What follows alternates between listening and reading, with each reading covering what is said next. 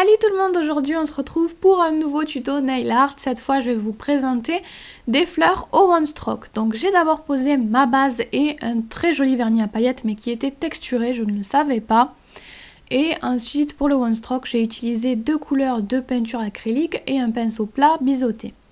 Comme d'habitude je vais tremper un côté de mon pinceau dans une couleur et l'autre côté dans l'autre couleur.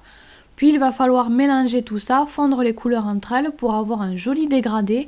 C'est une étape vraiment très importante, donc ne la zappez pas. Et ensuite, une fois que le pinceau est vraiment bien chargé, je vais pouvoir commencer ma fleur.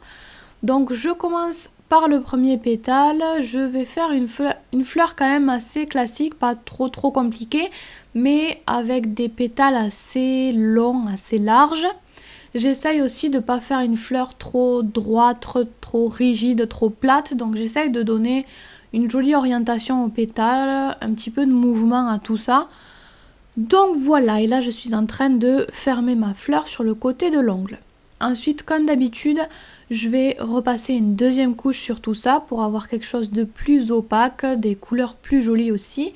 Donc il suffit de repasser exactement au même endroit, de refaire exactement la même chose que tout à l'heure.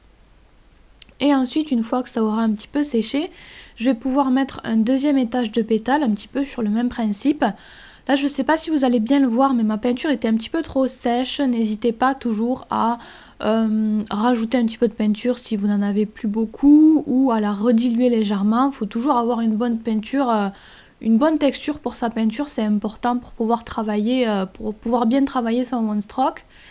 Et je sais pas si vous l'avez remarqué aussi, j'ai mis une fine couche de top coat sur mon vernis texturé pour qu'il soit un peu moins texturé. Malheureusement il l'était encore un petit peu trop. C'est mieux d'avoir une surface lisse, mat ou brillant selon vos goûts, mais en tout cas c'est plus pratique d'avoir quelque chose de lisse que d'avoir quelque chose de texturé. Donc n'hésitez pas à rajouter du top coat si vous travaillez sur un vernis qui n'est pas lisse.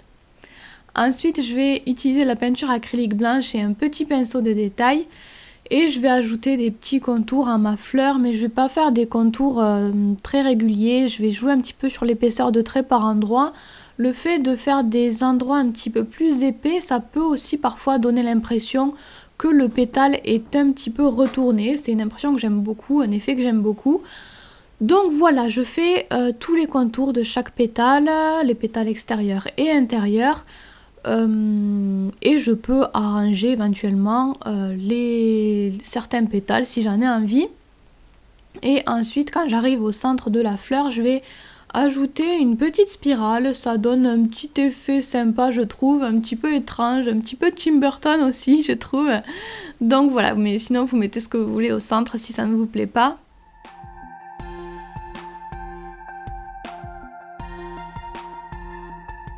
Ensuite, je reprends le violet que j'avais utilisé pour mon one stroke au tout début, le violet clair, et je vais ajouter un motif abstrait autour de ma fleur.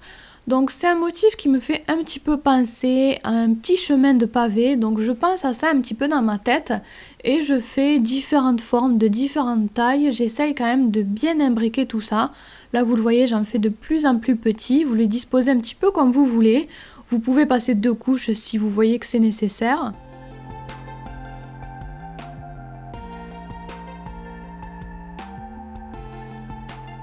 Et comme d'habitude, je termine avec le top coat pour que ça tienne bien et que ça brille. Voilà donc pour ce nail art, j'espère qu'il vous a plu. Moi je vous fais tout plein de bisous et on se retrouvera très bientôt. Vous pouvez vous abonner à ma chaîne, me suivre sur mon blog ou les réseaux sociaux, les liens sont en barre d'infos. Vous pouvez aussi cliquer sur l'image si vous avez envie d'en voir plus.